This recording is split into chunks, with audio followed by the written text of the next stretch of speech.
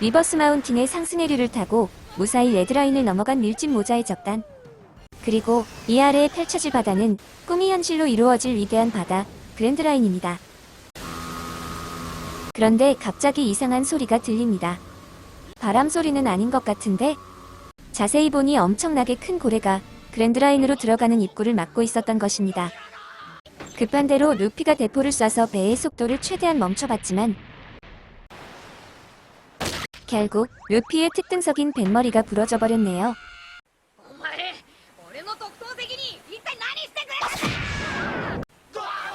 화가 난 루피는 고래의 눈 아래 피스톨을 날려버렸고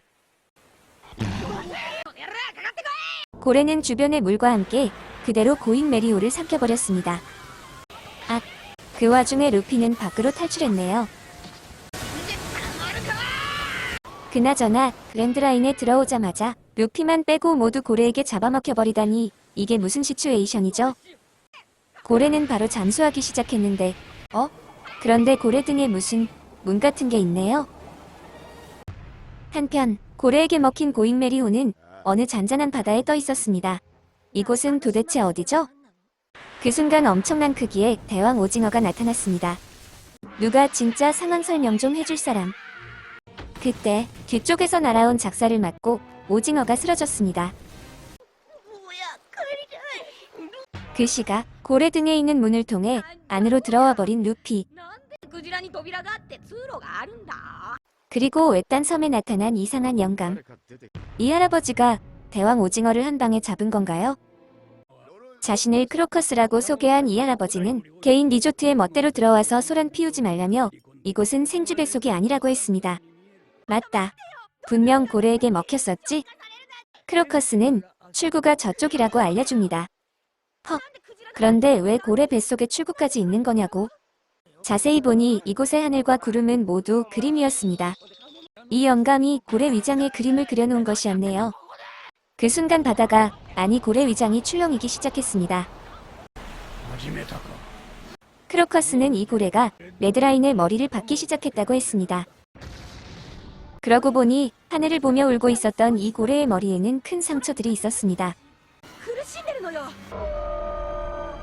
그 순간 크로커스가 물속으로 뛰어들었습니다. 저러다 고래의 위액에 녹는 거 아닌가요? 한편 고래의 뱃속에는 수상한 두 사람이 또 있었는데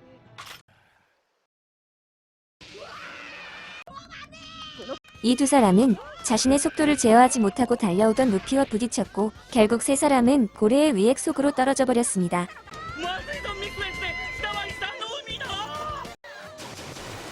한편 크로커스는 날뛰는 고래에게 거대한 진정제 주사를 놔주었고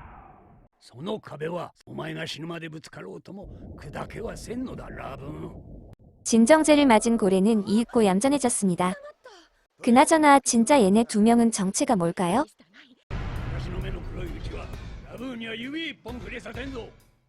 수수께끼의 2인조는 반드시 고래를 잡아가겠다며 위장벽을 향해 박격포를 날려버렸습니다. 그런데 크로커스가 자신의 몸으로 포탄을 막아버립니다. 71세 노인이 맞나요? 이 상황을 지켜보던 루피가 이 두 녀석들을 때려 눕혀버립니다. 크로커스는 이 고래의 이름은 라분이고 웨스트블루에서만 서식하는 세상에서 가장 큰 종류의 고래라고 했습니다. 그리고 이 2인조는 라분의 고기를 노리는 인근 섬의 양아치들이라고 했습니다. 크로커스는 라분에 대한 슬픈 사연을 얘기해줬습니다. 크로커스가 평소 때처럼 등대를 지키던 어느 날 한 해적단이 리버스 마운틴을 넘어왔는데 그들을 따라온 작은 고래가 바로 라분이었습니다. 그 해적단은 몇 달 동안 배를 수리한 후 출항했는데 선장은 크로커스에게 세계를 한 바퀴 돌고 올 테니 2, 3년만 라분을 맡아달라고 부탁했습니다. 다행히도 상황을 이해한 라분은 그때부터 크로커스와 함께 여기서 동료들을 기다리고 있었던 것입니다.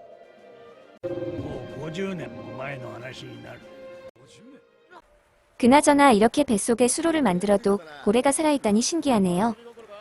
크로커스는 자신이 의사라며 이렇게 큰 고래를 밖에서 치료하는 건 불가능하다고 했습니다. 말은 좀 안 되지만 뭐 만화니까 그러려니 할게요. 어쨌든 크로커스의 안내로 고잉 메리오는 라분의 몸 밖으로 나올 수 있었습니다. 그런데 라분의 동료 해적들은 왜 50년 동안이나 돌아오지 않았을까요? 크로커스는 그들이 그랜드라인에서 도망쳤다는 소식을 들었다고 했습니다. 또한 만약 그들이 살아있어도 계절과 날씨와 해류 등 모든 것이 제멋대로인 이 그랜드라인에서는 여기로 다시 돌아오긴 어려울 거라고 했습니다. 사실 크로커스는 그들이 돌아오지 않는다고 수없이 말했었는데 라분은 그 말을 믿지 않았습니다. 아니, 믿고 싶지 않았던 것이죠.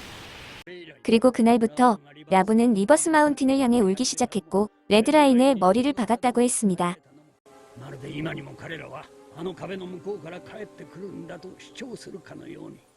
크로커스는 라분의 상처가 심해서 이대로 놔두면 죽을 거라며 자신이 의사로서 계속 치료해 왔다고 했습니다. 그런데 루피는 뭐 하는 거죠? 루피는 고인 메리오의 메인 돛을 잘라서 라분의 상처에다가 사정없이 꽂아버렸습니다. 매우 고통스러웠던 라분은 공중으로 점프한 후 루피를 땅에다 박아버렸습니다. 어쨌든 이렇게 루피와 라분의 살벌한 싸움이 시작되었습니다. 라분도 상당히 열받은 것 같네요. 그 순간 무승부를 제안하는 루피. 루피는 라분에게 우린 아직 승부가 안 났으니까 반드시 다시 싸워야만 한다고 했습니다. 너의 동료들은 죽었지만 넌 이제 새로운 라이벌이 생긴 거라며 앞으로 그랜드라인을 여행하고 반드시 돌아올 테니 그때 다시 싸우자는 것이었습니다. 라분은 소리 없이 울었습니다. 그리고 루피의 제안에 화답했습니다. 이 그림은 뭐냐고. 루피는 이것이 우리 둘의 약속의 징표라며 우리가 돌아올 때까지 절대 지우지 말라고 했습니다. 상디는 엘리펀트 다랑어를 요리하고 우솝은 부러진 돛대와 뱃머리를 수리하고 조로는 그냥 잡니다. 그런데 나침판이 왜 이러죠? 빙글빙글 돌기만 하네요. 크로커스는 아무런 정보도 없이 이곳에 죽으러 온 거냐며 그랜드라인은 일체의 상식이 통하지 않는 바다라고 했습니다. 그랜드라인은 섬들마다 다른 광물들로 인해 자기장이 엉켜 있어서 이곳을 항해하려면 로그포스가 반드시 필요하다고 했습니다.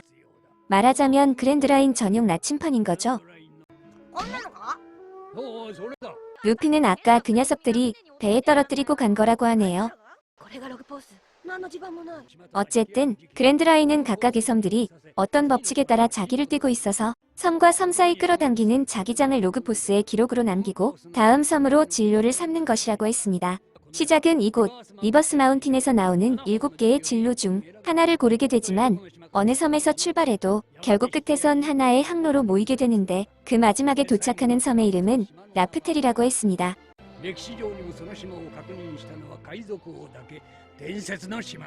그럼 원피스는 라프텔에 있는 걸까요? 그나저나 이 커다란 생선을 루피가 혼자서 다 먹어버렸네요. 상디는 나미가 못 먹었다며 루피를 킥으로 날려버렸는데 상디의 발차기로 그만 로그포스가 깨져버리고 말았네요.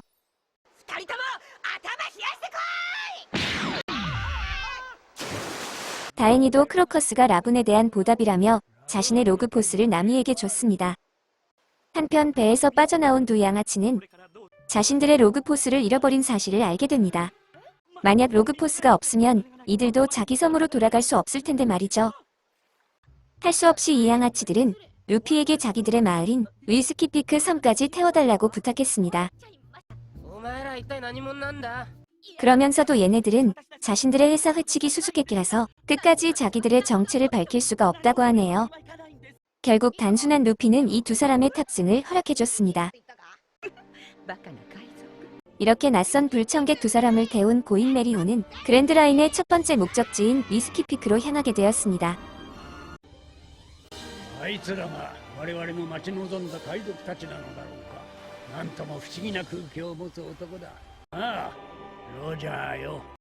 그런데 방금 전까지 따뜻했던 날씨에 갑자기 눈이 내립니다. 단순한 애들은 눈사람을 만들고 있네요. 그런데 갑자기 번개가 칩니다. 그랜드라인은 계절과 날씨가 수시로 바뀌는 이상한 곳이었습니다. 그뿐 아니라 잠깐 로그포스에서 눈을 뗀 사이에 배는 반대 방향으로 가고 있었습니다. 그 순간 계절은 또다시 봄으로 바뀌었는데 갑자기 난데없이 눈앞에 커다란 빙산이 나타났습니다. 그리고 잠시 후 거센 바람이 먹구름을 몰고 오더니 폭풍우가 시작되었습니다. 정말 이게 하루 만에 벌어진 상황이 맞나요? 그 와중에도 얘는 태평하게 자고 있었네요. 이인조 양아치는 자신들의 이름이 미스터 나인, 미스 웬즈데이라고 했는데 조로는 어디선가 들어본 이름 같아서 마음에 걸린다고 했습니다. 그건 그렇고 태평하게 자고 있었던 조로를 라미가 제대로 응징합니다. 그리고 고인 메리호는 드디어 위스키피크에 도착했습니다. 마치 커다란 선인장처럼 생긴 섬이네요. 자기 마을에 도착하자 먼저 가버리는 양아치 커플. 어쨌든 우리의 주인공들도 로그포스의 다음 섬의 기록이 채워질 때까지 이 섬에 머물 수밖에 없는 상황이었습니다. 그런데 신기하게도 이 섬의 모든 주민들은 이 해적선을 열렬히 환영해줬습니다. 어쨌든 뜻밖의 환영식에 기분이 무척 좋아진 주인공들.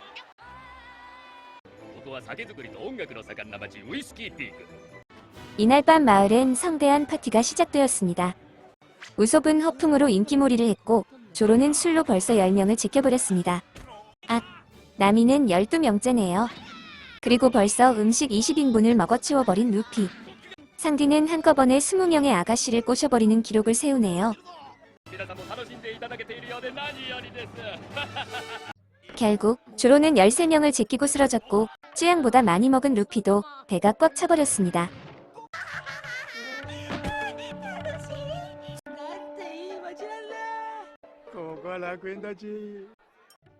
그런데 이 마을은 아무리 봐도 좀 수상한 듯합니다.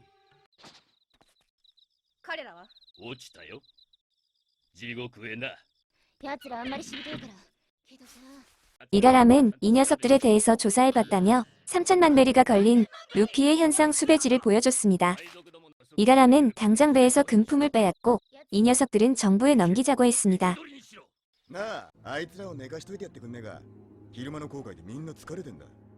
그때 옥상에서 그들을 지켜본 조로. 조로는 이곳이 현상금사냥꾼 소굴로 보이고 일당은 대략 100명 정도로 파악된다고 했습니다.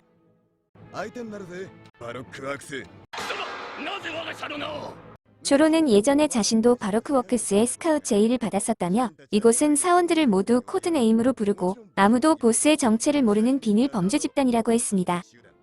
이가람, 아니 미스터 에이스는 회사의 비밀을 알고 있다면 없애는 수밖에 없다고 했습니다.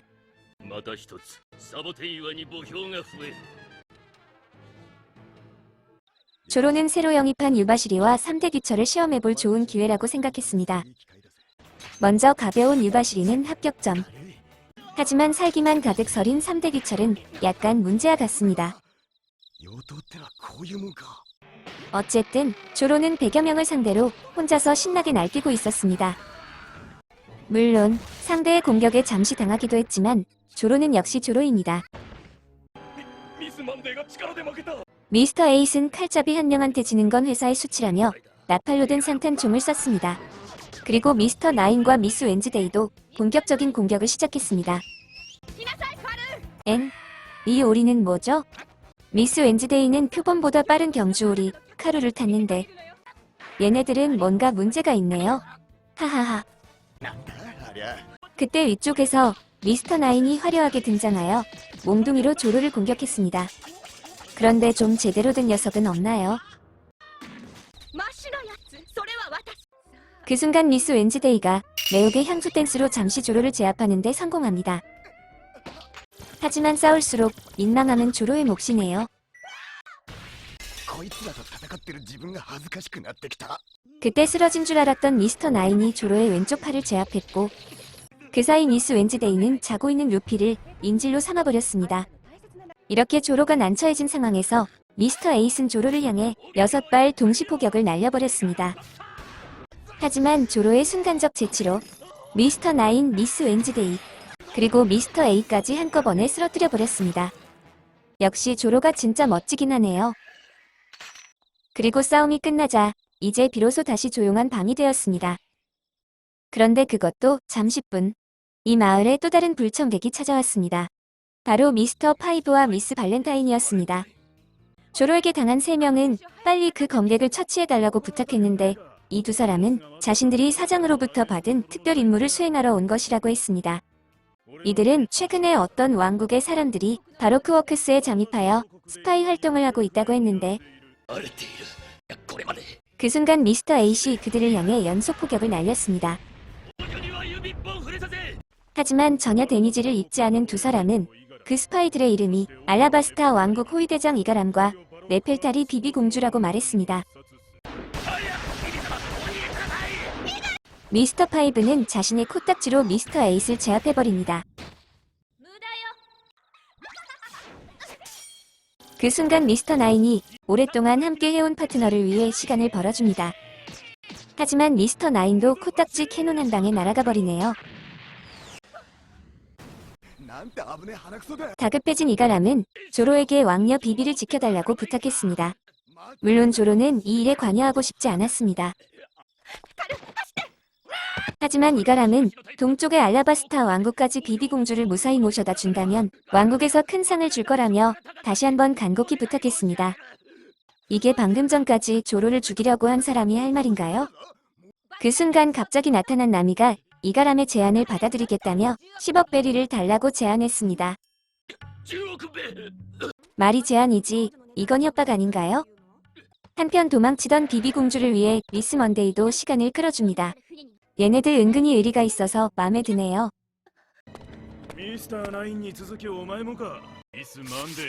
하지만 이 괴력의 소녀도 미스터 파이브에겐 한방 컷일 뿐이었습니다. 사실 미스터 파이브는 전신을 폭발시킬 수 있는 폭탄 열매의 능력자고 그의 파트너인 미스 발렌타인은 몸무게를 자유롭게 조절할 수 있는 킬로 열매 능력자였습니다. 아무리 생각해도 비비가 이길 수 있는 상대가 아니었습니다. 미스터 파이브는 비비를 향해 다시 한번 코딱지 캐논을 날렸습니다. 그 순간 조로가 나타나 그 코딱지를 멋지게 갈라버렸습니다.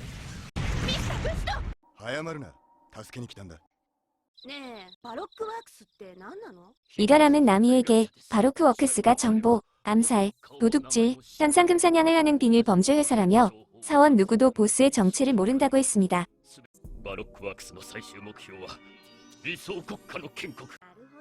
사장의 코드네임은 미스터 제로이며 각자의 코드네임 수치가 0에 가까울수록 나중에 만들어질 이상 국가에서 더 높은 지위를 보장받는다고 했습니다.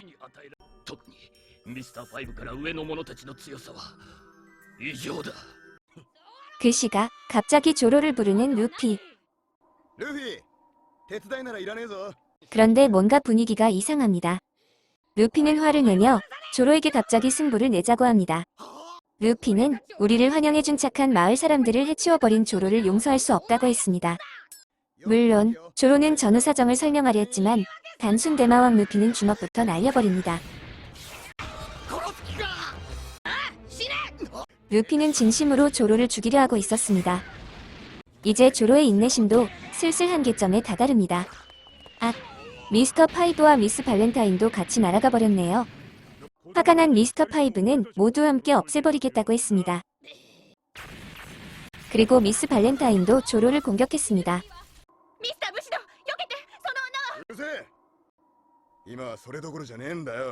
하지만 루피와 조로에게 있어서 피라미들은 안중에도 없었습니다. 이렇게 루피와 조로는 진심으로 목숨을 건 승부를 시작합니다.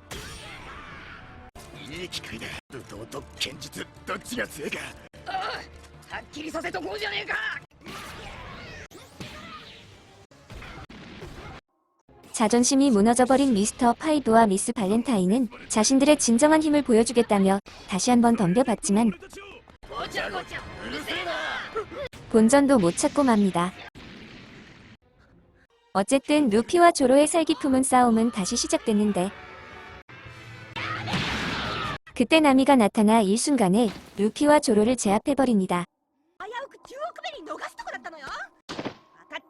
이 엄청난 괴물들을 단숨에 쓰러뜨리는 나미는 얼마나 강한 걸까요? 어쨌든 나미 덕분에 상황은 종료가 되었고 루피도 조로에 대한 오해를 풀었습니다. 비비는 평화로운 문명 대국이었던 알라바스타는 현재 민중들이 폭동을 일으켜 혼란에 빠졌다고 했습니다. 그런데 그 민중을 선동시키는 조직이 바로 크워크스라는 사실을 알게 되었고, 이 흑막의 목적을 알아내기 위하여 공주인 자신과 호위무사인 이가람이 직접 이 조직에 잠입하였다고 했습니다. 비비는 바로 크워크스가 이상국가 건국을 말하고 있지만 사실은 알라바스타 왕국을 빼앗는 게 목적이라고 했습니다.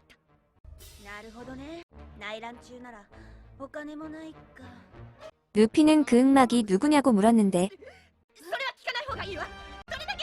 비비는 그건 말할 수 없다며 너희들이 아무리 강해도 왕하 7무의 중 하나인 크로커다일에겐 절대 이길 수 없다고 했습니다.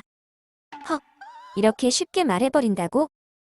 심지어 이 모든 상황을 얼럭키즈에게 들켜버리기까지 했네요. 나미는 더 이상 엮이기 전에 혼자서라도 도망치겠다고 했습니다. 하지만 이미 세 사람의 얼굴이 알려져 버렸네요. 그때 비비로 변장한 이가람이 나타났습니다.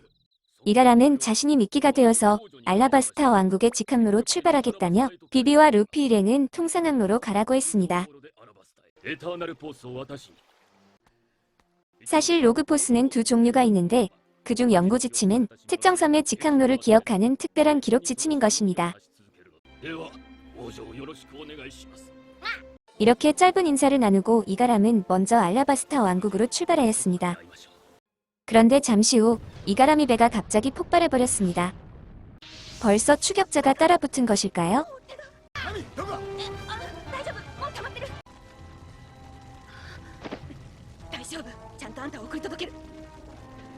루피는 서둘러서 자고 있던 상디와 우솝을 데리고 왔고 고잉 메리오는 바로 출항했습니다. 고잉 메리오가 섬을 거의 빠져나왔을 때 벌써 아침이 밝아왔습니다. 그런데 정체모를 한 여자가 배에 함께 타고 있었습니다.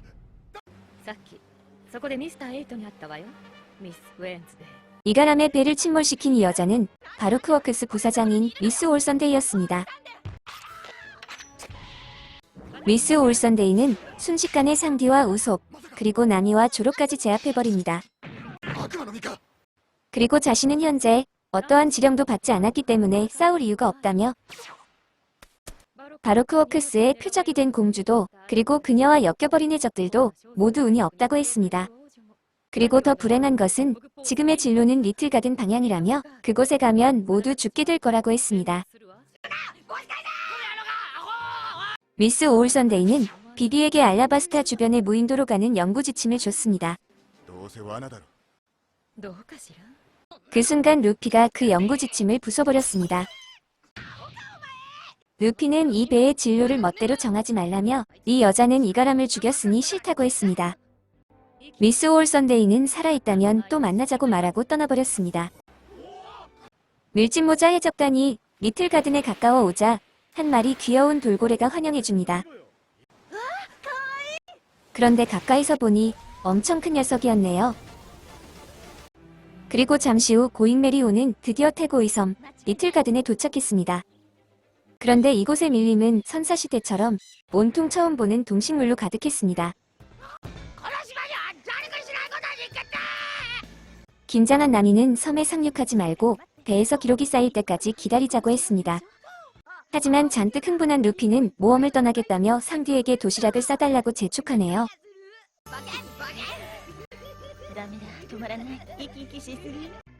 그리고 비비도 루피와 함께 가겠다고 했습니다. 한편 쓸데없이 사냥 경쟁이 붙은 조로와 상디도 배에서 내려버립니다.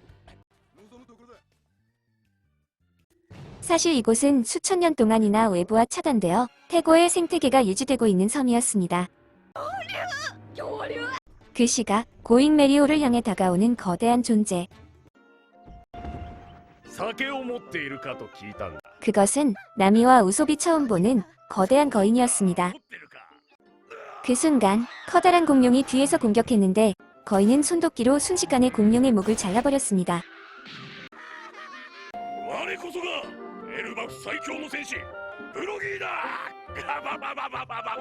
그는 고기가 생겼으니 손님들을 접대하겠다고 하네요. 엄청나게 크지만 뭔가 착해 보이는 건 기분 탓일까요?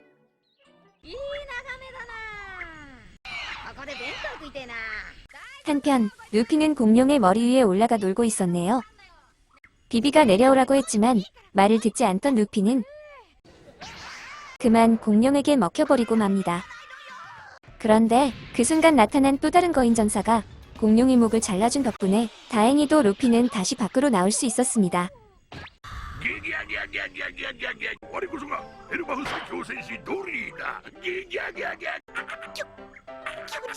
그리고 이 거인도 손님들을 자기 집으로 초대했습니다.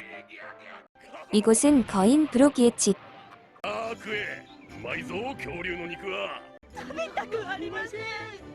나미와 우솝은 거인에게 잡혀 먹힐까봐 잔뜩 긴장하고 있었습니다. 나미는 이 섬의 기록은 얼마나 있어야 쌓이냐고 물었는데 브로기는 1년이 걸린다며 느긋하게 지내라고 하네요. 반면 거인 도리의 집에서는 루피와 도리가 함께 공룡 고기를 먹으면서 상당히 친해진 것 같습니다. 도리는 자신의 고향이 그랜드라인 어딘가에 있는 엘바프라고 하는 전사의 마을이라고 했습니다. 그리고 그곳에선 한 가지 규칙이 있다며 누군가와 물러설 수 없는 싸움을 할 경우 엘바프의 신은 언제나 올바른 자의 편을 든다는 것이었습니다. 그리고 자신도 지금 이 섬에서 어떤 녀석과 싸우고 있다며 둘 중 올바른 쪽이 반드시 이겨서 살아남을 것이라 했습니다.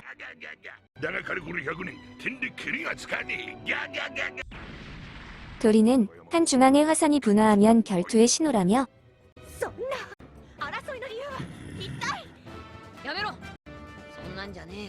이건 사나이의 긍지라고 했습니다.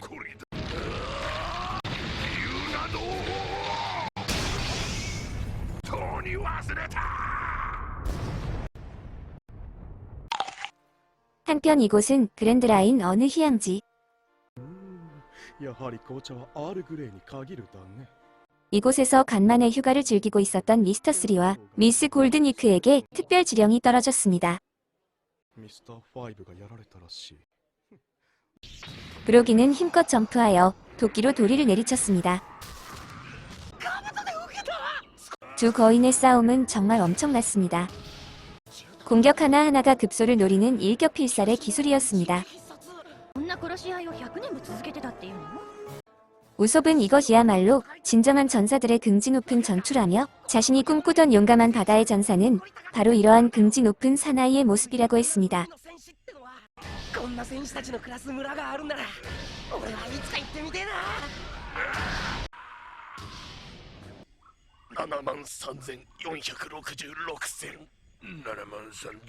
73,466匹。 그리고 두 거인은 이번 싸움도 무승부가 되자 다시 친구 사이로 돌아갔습니다. 그런데 도리가 마시던 술이 갑자기 폭발해버렸습니다. 이 술은 분명히 고잉 메리오에서 가져온 것인데 말이죠.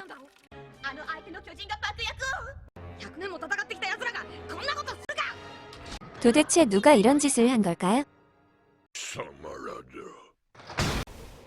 도리는 긍지 높은 엘바프 전사 브로기가 이런 짓을 할 리 없다며 루피 일당을 의심했습니다. 하지만 단순 대마왕 루피는 구차하게 변명하지 않고 도리와 싸울 준비를 합니다. 남자는 말보다 주먹. 이렇게 루피와 도리의 싸움은 시작되었습니다. 하지만 폭발로 인해 이미 심한 내상을 입고 있었던 도리는 루피의 고무고무 로켓 공격을 정통으로 허용하였고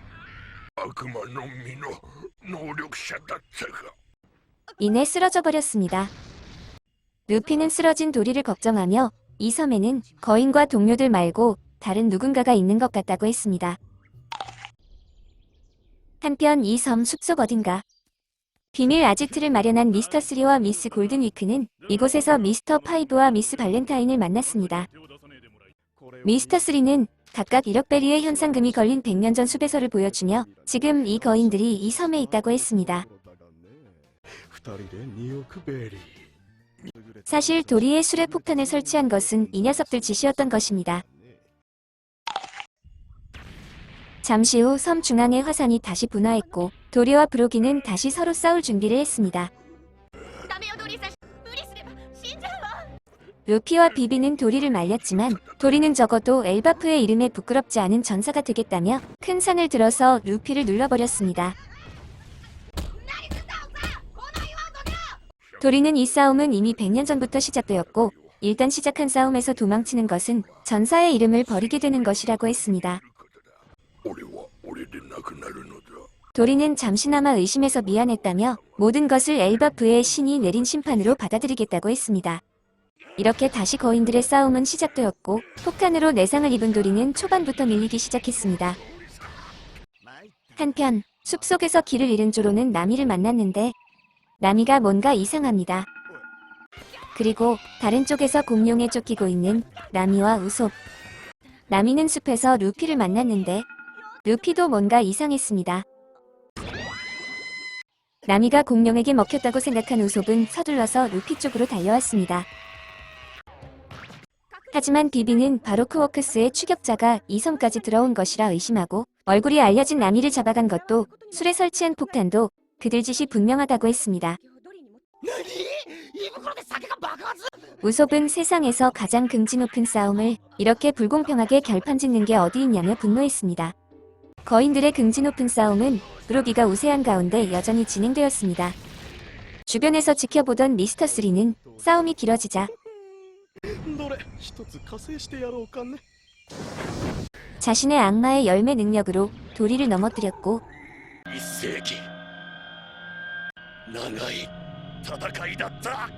100년의 기나긴 싸움은 결국 브로기의 승리로 끝이 나 버렸습니다. 루피는 이러한 불공평한 싸움 결과를 받아들일 수 없었습니다.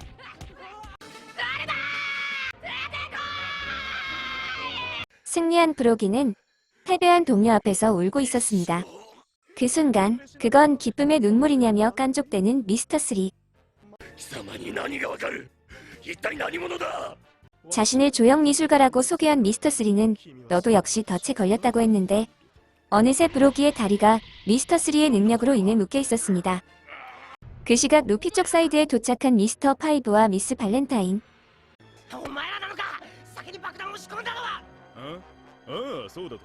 우솝과 비비는 두 사람에게 덤벼봤지만 코딱지 캐논포 한 방과 1만 킬로 프레스에 당해버립니다. 미스터 5는 너희 모두를 양초인간 미스터 3에게 데려가겠다고 했습니다.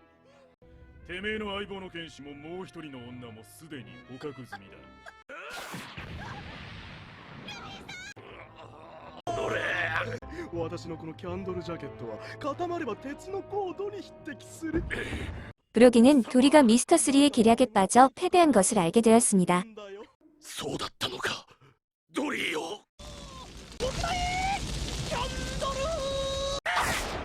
미스터 3는 거대한 밀랍 케이크 세트를 만들어서 조로와 나미와 비비를 세워뒀습니다.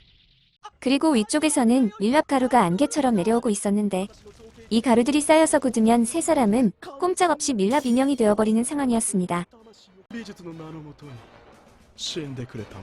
브로기는 도리와 처음 칼을 부딪히는 순간부터 도리의 몸 상태가 이상하다는 것을 알고 있었지만 자신의 약한 모습을 숨기면서까지 싸움에 임하는 도리의 자존심을 지켜주고 싶었다고 했습니다. 브로기는 이제 자신이 직접 결판 내주겠다며 강철보다 단단한 미스터 3의 밀랍 재킷을 부수고 일어났습니다. 하지만 브로기는 미스터 5의 코딱지 캐논을 정통으로 맞고 다시 쓰러져 버렸습니다. 한편 정신이 돌아온 루피와 우솝은 적들을 용서할 수 없었습니다. 그리고 카루 또한 분을 참지 못하고 있었습니다. 미스터 3는 거인의 힘을 얕봤다며 쓰러진 브로기를 더 강력한 밀랍으로 봉인한 후 손과 발에 밀랍 송곳을 박아버렸습니다. 그리고 캔들 서비스의 속도를 더욱 가속화하였습니다. 한편 그 밀랍 가루는 이미 세 사람의 폐 속까지 침투하기 시작했습니다.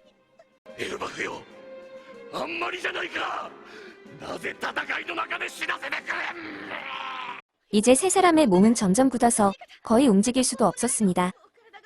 조로는 자신의 발만 잘라버리면 움직일 수 있다며 기필코 이 녀석들을 없애버리겠다고 했습니다. 그리고 그 의지에 브로기도 함께 동참하기로 했습니다. 브로기와 조로가 자신의 손과 발을 자르려고 하는 그 순간 루피, 우솝, 카루가 기압을 잔뜩 넣고 달려왔습니다. 나미는 루피에게 빨리 이 기둥을 부숴버리라고 했습니다.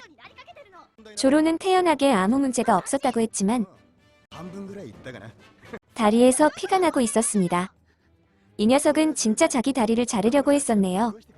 조로는 칼을 높이 들어 멋진 포즈를 취합니다. 비비는 루피가 온 뒤로 조로와 나미의 위기감이 모두 사라진 게 이해되지 않았습니다.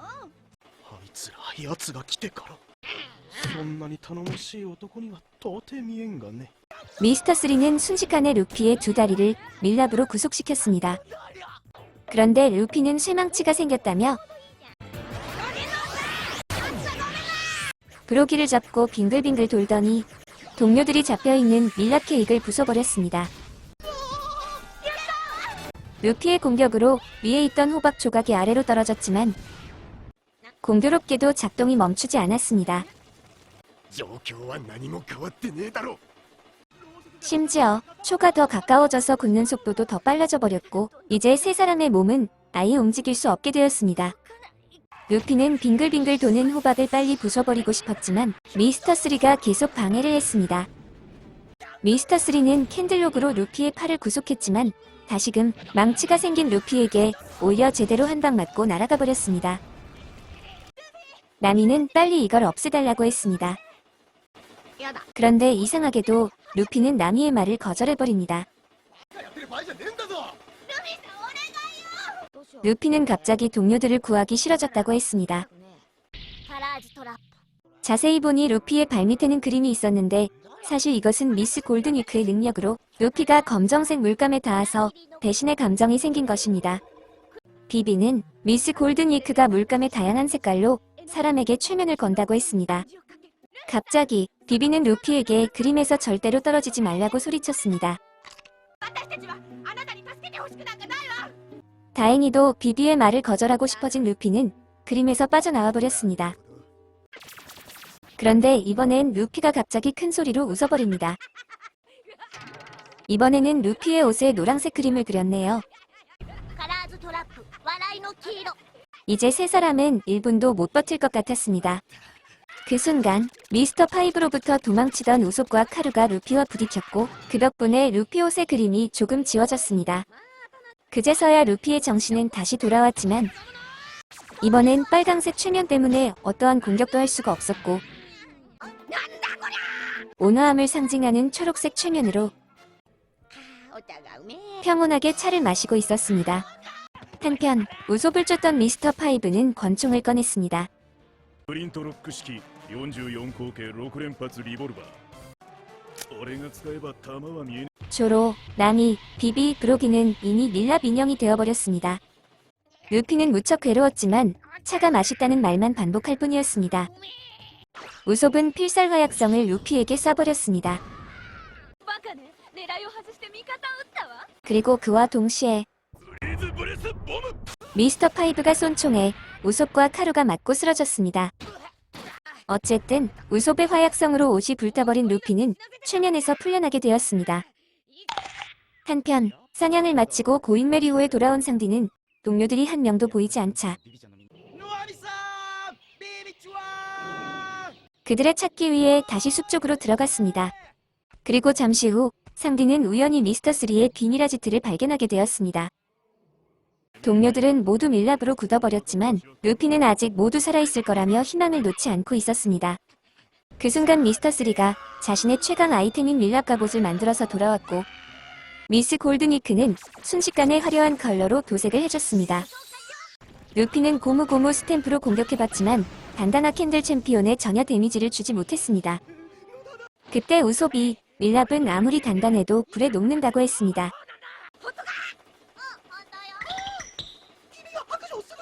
하지만 미스터3는 소용없다며 이제 30초 후면 그들의 심장이 완전히 멈출 거라고 했습니다. 우솝은 화약성을 쏴서 녹이려 했지만 미스터5의 총에 맞고 다시 쓰러졌습니다. 쓰러진 우솝은 카루에게 밧줄을 주며 탑 주위를 감으라고 했습니다. 그와 동시에 루피는 미스터3의 불타는 머리를 잡고 탑 쪽으로 뛰어갔고 기름을 듬뿍 먹인 우솝의 밧줄에 불을 붙였습니다. 순식간에 주변은 불바다가 되어버렸고 나미와 조로와 비비는 서서히 녹기 시작했습니다. 미스터3와 미스 골든위크는 숲으로 도망쳤고 루피는 그 뒤를 쫓았습니다. 짜증난 미스 발렌타인은 1만 킬로 체중으로 우솝을 공격하기 시작했는데 그 순간 불속을 헤치고 나온 나미와 비비가 미스 발렌타인을 일격으로 정리해버렸습니다. 역시 살아서 돌아왔군요. 그리고 조로 역시 불타는 도깨비 참수로 미스터 파이브를 정리해버렸습니다. 燃える刀ってのも悪くない。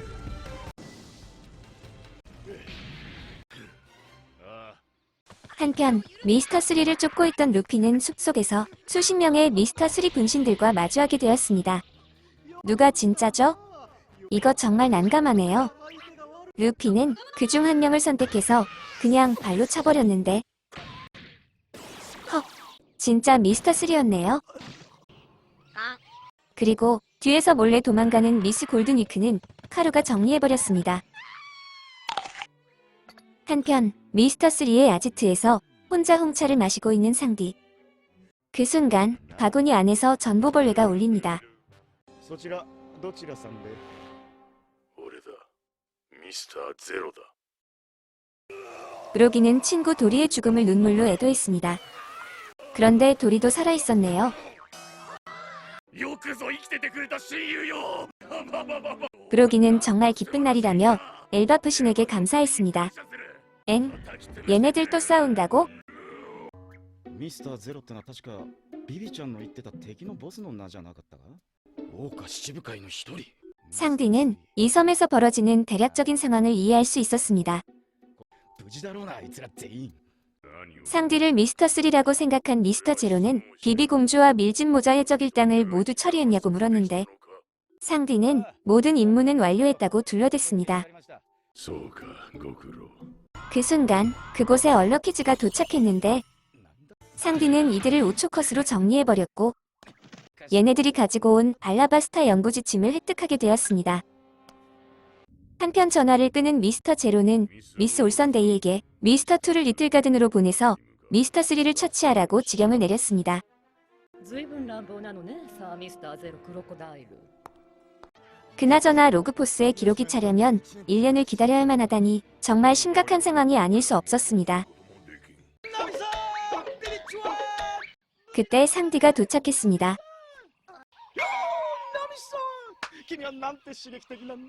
상디는 미스터 제로와 통화한 내용을 동료들에게 설명해주며 방금 획득한 알라바스타 연구지침을 보여줬습니다. 어쨌든 상디 덕분에 이 섬에서 1년을 기다리지 않아도 되겠네요. 루피는 도리 브로기와 작별 인사를 나눴습니다.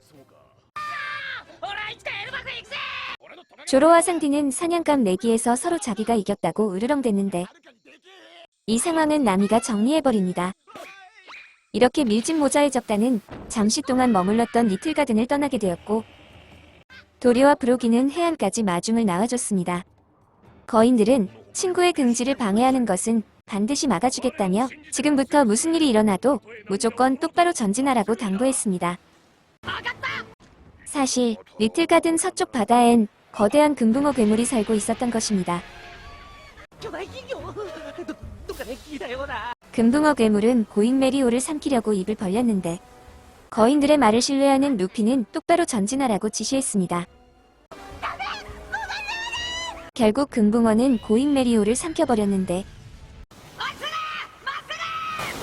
그 순간 도리와 브로기가 자신들의 칼과 도끼로 금붕어의 몸을 뚫어버렸고 거인들의 말대로 무조건 똑바로 전진했던 고잉 메리오는 무사히 밖으로 나올 수 있게 되었습니다.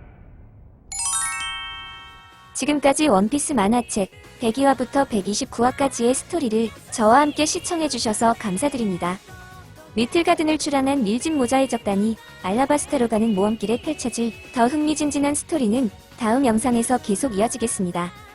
여기까지 보셨다면 구독과 좋아요, 그리고 알람 설정까지 꼭 부탁드리고 앞으로도 많은 관심과 시청 부탁드리겠습니다. 그럼 다음 영상까지 안녕히 계세요.